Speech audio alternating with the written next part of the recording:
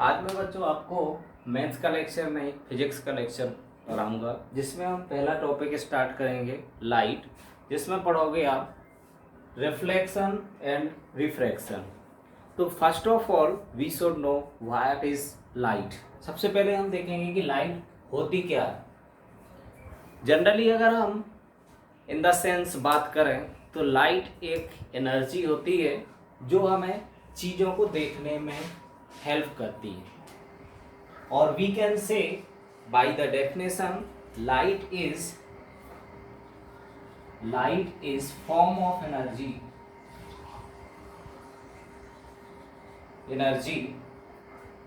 That enable us to see। कोई भी चीज हम देख पाते हैं उसके पीछे कौन रिस्पॉन्सिबल है, वो है light.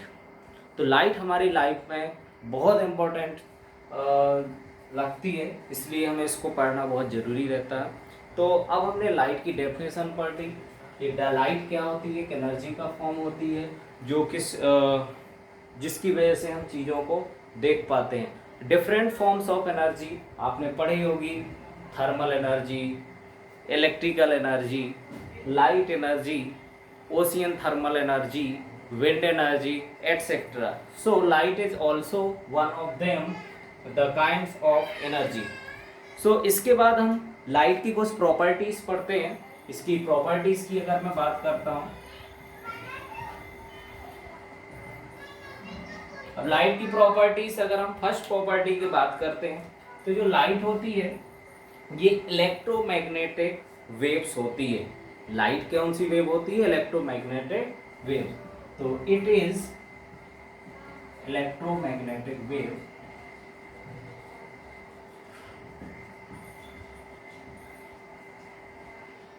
hence does not require medium to travel। तो ये बहुत इंपॉर्टेंट प्रॉपर्टी हमारे सामने आती है लाइट की। जो लाइट होती है किस तरीके की वेव होती है? Electromagnetic wave. ये दो तरीके की वेव होती हैं, एक होती है इलेक्ट्रोमैग्नेटिक वेव्स, एक mechanical wave on the basis of medium. तो इन दोनों में फर्क क्या होता है वो हम समझ लेते हैं। मैकेनिकल वेव्स होती हैं जिसको ट्रेवल करने के लिए या जिसको चलने के लिए मीडियम की रिक्वायरमेंट होती है, that are mechanical wave. Mechanical means medium, ऐसे हम सिंपल याद रख सकते हैं। इलेक्ट्रोमैग्नेटिक जिसमें इलेक्ट्रिक प्रॉपर्टी भी होती है और मैग्नेटिक प्रॉपर्टी भी होती है। And these are not required the medium to travel. ये बिना मीडियम के भी चल सकती हैं, बहुत फास्ट चलती हैं, इसलिए इनको इलेक्ट्रोमैग्नेटिक वेव्स बोलते हैं। इसके एग्जाम्पल और कुछ एग्जाम्पल भी हो सकते हैं, just like radio signals, TV signals, और जितने भी सिग्नल्स होते हैं वो क्या रहती हैं? इलेक्ट्रोमैग्नेटिक वेव्स होती है। लाइट तो आप लोगों ने देख ही लिया। लाइट इसका मतलब वैक्यूम में भी चल सकती है। ऑब्वियसली हमारे जब सन से लाइट आती है अर्थ पर, तो there are some regions where there is no air medium, so that means there is vacuum completely, but the light travels through that medium। तो लाइट उन मीडियम से भी पास हो सकती है। तो फर्स्ट प्रॉपर्टी आपको याद रखना है, इलेक्ट्रोमैग्नेटिक वेव्स होती है, इसके लिए कोई मीडियम की जरूरत नहीं पड़ती है। Second property, light travel in straight line.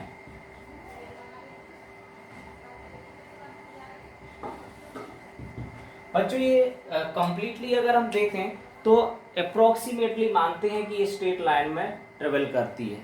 जब आप देखोगे कि जो लाइट होती है ये वेव के फॉर्म में चलती है, बट उसका जो फ्रीक्वेंसी होती है इतनी ज़्यादा होती है, या हम कहें कि फ्रीक्वेंसी इतनी ज़्यादा होती है कि हमें वो लाइट कैसे दिखती है? स्ट्रेट पाथ में जाती हुई दिखती है। तभी हम लाइट रे को जनरली स्ट्रेट लाइन से डिनोट करते हैं। तो ये आप को याद रखना है कि जो लाइट होती है स्ट्रेट लाइन में चलती हुई दिखाई पड़ती है। Third property, light has wave as well as particle nature। Light में वेव और पार्टिकल दोनों नेचर होते हैं, मीन्स ये वेव के फॉर्म में भी चलती है और इसके अंदर पार्टिकल्स नेचर भी होता है। इसमें आप जब हायर क्लास में जाओगे, रिफ्रैक्शन वगैरह पढ़ोगे, तो वहाँ से आपको इसका प्रूवेंट मिल जाता है कि लाइट में वेव नेचर भी होता है और पार्टिकल नेचर भी होता है। बच्चों इसमें बहुत ही कॉन्ट्राडिक्शन हुआ था साइंटिस्ट के बीच में, किसी ने कहा था इसमें वेव नेचर होता था, किसी ने पार्टिकल नेचर होता था, पर बाद में अल्टीमेटली एक फैक्ट सामने आया था जिसमें बताया कि light has both particle natures and wave natures। Now fourth property of light is speed of light is maximum in vacuum, that is c is equal to 3 into 10 to the power 8 meter per second। Light की speed 3 into 10 to the power 8 meter per second होती है। बच्चों ये आप अगर practically सोचेंगे तो 3 into 10 to the power 8 3 crore meter per second, एक सेकेंड में कितना जाती है? 3 इंटू 10 की पावर 8 मीटर ट्रेवल कर लेती है एक सेकेंड में। तभी हम कह सकते हैं कि लाइट की स्पीड बहुत फास्ट होती है। अच्छा बच्चों, साउंड की स्पीड आप जानते होंगे, speed of sound 230 metre per second लगभग होती है। तो ये लाइट की स्पीड साउंड की स्पीड के कंपेयर में बहुत ज़्यादा होती है। तभी हम बोलते हैं कि जो थंडर होती है, जो बादल आपस में टकराते हैं, जो बिजली होती है, उसमें जो लाइट पहले आ जाती है, साउंड बाद में आता। That is the fact that the speed of light is more as compare to the sound. Fifth property होती है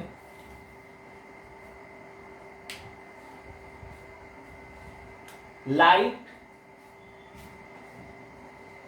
कास्ट शैडो। लाइट शैडो बनाती है, जैसे किसी भी ऑब्जेक्ट पर पड़ती है, जैसे ये मार्कर है, इस पर अगर लाइट पड़ेगी तो ये शैडो फॉर्म करेगी। Sixth property, when light falls on surface 3 phenomena take place. जब कोई लाइट किसी भी सरफेस पर फॉल होती है तो कितनी फेनोमेना होती है? 3 फेनोमेना होती है। First one is reflection, second one is refraction and the third one is absorption. तीनों को मैं बच्चों एग्जाम्पल के थ्रू आपको जरूर बताऊंगा। रिफ्लेक्शन बच्चों, हम लोग डेली लाइफ में सुबह सुबह उठते हैं, मिरर में जरूर अपना फेस देखते हैं, तो जो हमें हमारे फेस दिखाई देता वो किसकी वजह से होता? रिफ्लेक्शन की वजह से होता। लाइट रे हमारे फेस मिरर से आके हमारे फेस पर पड़ेगी। जैसे हमारे फेस का हमें दिखाई देगा तो हमारे जो शरीर की लाइट है वो टकरा के मिरर पर जाएगी, वहाँ से रिफ्लेक्ट होके हमारी आईज तक आएगी। That's why we are able to see ourselves on the mirror. दूसरा होता है रिफ्रैक्शन। रिफ्रैक्शन में लाइट एक मीडियम से दूसरे मीडियम में पास होती है। जस्ट लाइक ए गिलास में लाइट रे बाहर से मेरे अंदर पास होगी, आँख के अंदर पास होगी, तो ये इसको बोलते हैं रिफ्रैक्शन। लेंस में रिफ्रैक्शन होता है, ऐसे आप याद रखना, लेंस में रिफ्रैक्शन होगा, मिरर में रिफ्लेक्शन होगा। एब्जॉर्प्शन क्या होता है? फिर एब्जॉर्प्शन हम देखते हैं कि जो ब्लैक बॉडी होती है वो लाइट को ज़्यादा एब्जॉर्ब करती है, वो अपने अंदर एब्जॉर्ब कर ले तो हीट क्रिएट होने लगती है। तो ये एब्जॉर्प्शन कहाँ होगा? ब्लैक बॉडी में होगा। जैसे हम ब्लैक कपड़े हम गर्मियों में पहनते हैं तो हमें गर्मी ज़्यादा लगती है, तो वो किसकी वजह से होता? एब्जॉर्प्शन की वजह से होता। तो आई थिंक लाइट के बारे में ये बेसिक थिंग्स हैं that should be clear to all. Now next topic of our in this chapter is reflection. अब हम इसमें डिटेल में पढ़ेंगे, वो रिफ्लेक्शन होगा।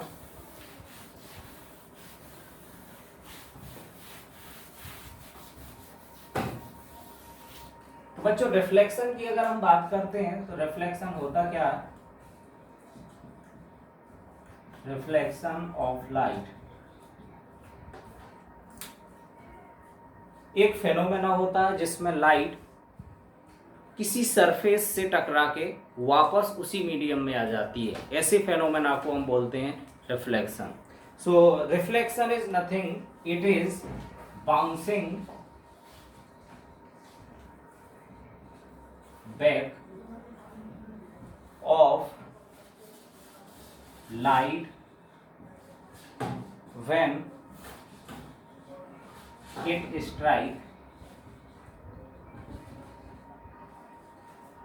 on a polished surface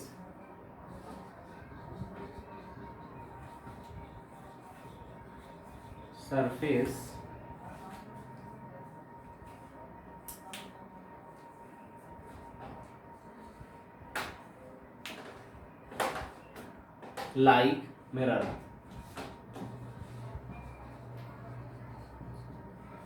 तो बच्चे यहाँ पर एक चीज आती है पॉलिश्ड सरफेस और दूसरा आता है बाउंसिंग बैक।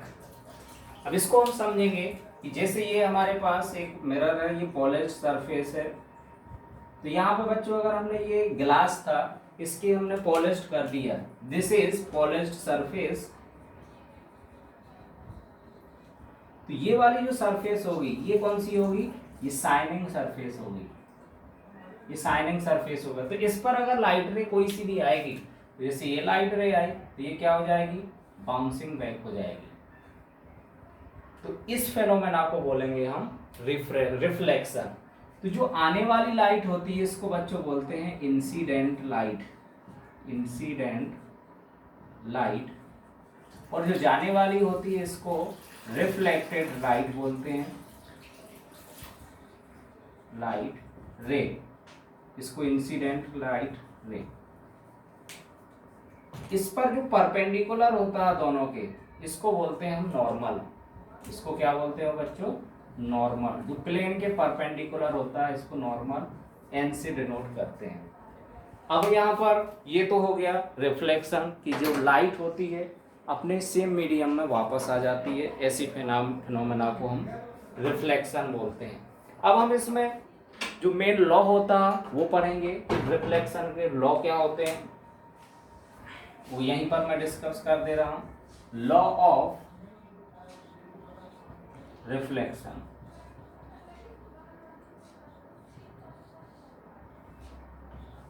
ये बच्चों इंपॉर्टेंट है, एग्जाम में पूछे जाते हैं कि लॉस ऑफ रिफ्लेक्शन क्या होते हैं। तो इसके दो लॉ होते हैं।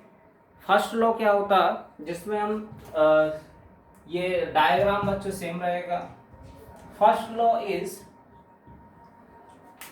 Incident ray, normal and reflected ray lie on the same plane. देखो ये सेम प्लेन पर लाई करते हैं, मीन्स इनका जो पॉइंट ऑफ इंसिडेंट और पॉइंट ऑफ रिफ्लेक्टेड जिस पॉइंट पर स्ट्राइक करते हैं वो सेम प्लेन पर लाई करता है। तो first point is the incident ray, the reflected ray and the normal at the point of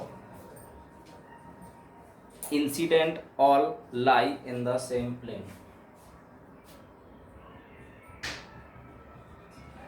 incident ray, reflected ray, normal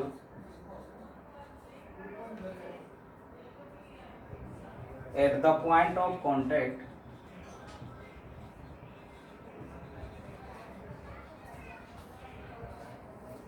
lie on the same plane। Second law, कई जगह इसको फर्स्ट बोल देते हैं, इसको सेकेंड बोलते हैं।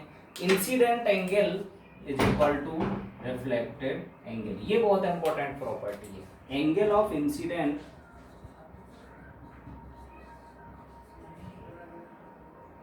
Is always equal to angle of reflection. Incident angle को बच्चों हम आई से डिनोट करते हैं और रिफ्लेक्टेड एंगल को आर से डिनोट करते हैं। तो always i is equal to r होगा, जिसको हमें ये समझना है। ये लॉस ऑफ रिफ्लेक्शन होते हैं। अगर आपको ये चीज क्लियर है, लॉ ऑफ रिफ्लेक्शन का ये इंपॉर्टेंट पॉइंट है, ये अगर क्लियर है तो हम रे डायग्राम बहुत आसानी से फॉर्म कर सकते हैं, जो कि आपको याद रखना। अब बच्चों यहाँ पर लाइट रे समझ ली हमने, रिफ्लेक्टेड लाइट रे समझ ली, नॉर्मल मिरर समझ लिया। अब यहाँ पर इमेज कैसे बनती है, इमेज की होती क्या है ये समझते हैं।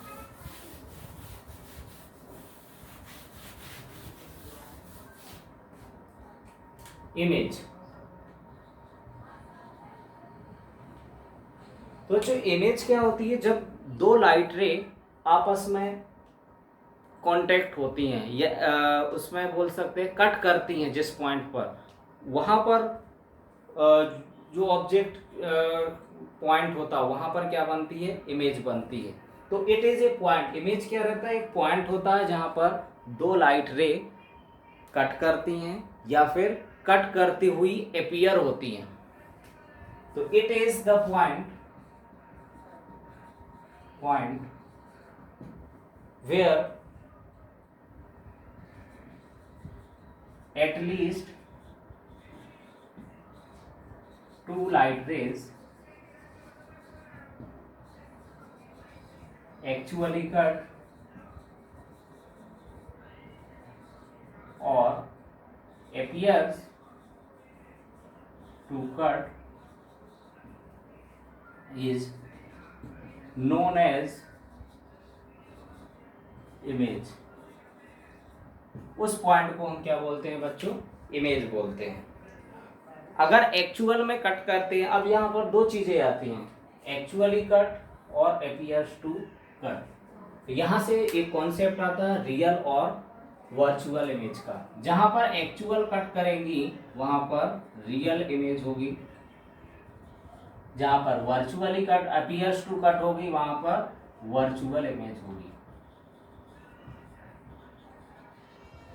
ये रियल और वर्चुअल इमेज में दोनों का डिफरेंस आपको क्लियर होना चाहिए। अब बच्चों यहाँ पर जो रियल इमेज होती है इसको हम क्या कर सकते हैं, ऑब्टेन कर सकते हैं, कैन ऑब्टेन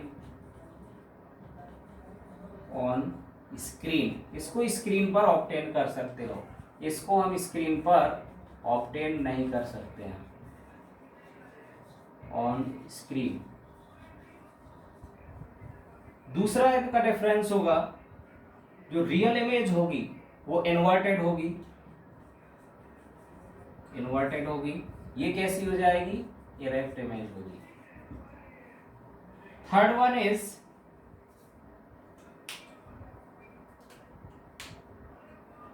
अब इसका एग्जांपल अगर देखें हम, जो रियल इमेज के एग्जांपल आप लोगों ने देखो, ऐसी कौन सी इमेज होती है जिसको हम स्क्रीन या पर्दे पर ऑब्टेन कर सकते हैं।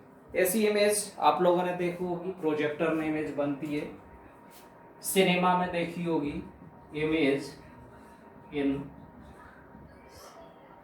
Cinema hall, projector,